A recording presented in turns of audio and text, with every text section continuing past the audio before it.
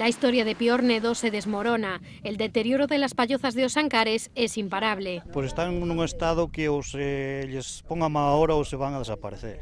Pois están nun punto crítico. Los últimos inviernos han hecho mella en estas construcciones tradicionales y los vecinos dan la voz de alarma. Que digan claro que se non axudan a nada a isto, poñame chapas. Están cabreados porque non teñen o convenio que tiñan antes de mantenimento das pallofas.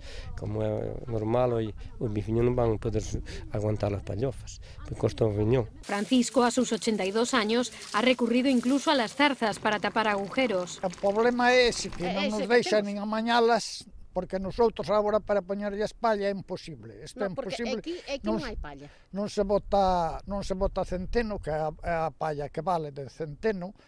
Non se bota, hai poucos, somos viejos agora, a mitad deles. Este es el tercer invierno que no reciben ayudas de la Xunta para mantenerlas. Sin esa aportación, el coste es inasumible para cada uno de los propietarios. Son unha media de 35 o 40 mil euros. Poco queda de los 200 millones de pesetas que invirtió la Xunta en la restauración de este conjunto etnográfico. Se un bien de interés cultural, terán que ter algún tipo de subvención para aguantalas. E o que non pode ser é que os seus propietarios que non teñen ningún beneficio por telas estén tendo todos os gastos sin ningún tipo de axuda. El PSOE pedirá en el Parlamento la recuperación de estas ayudas.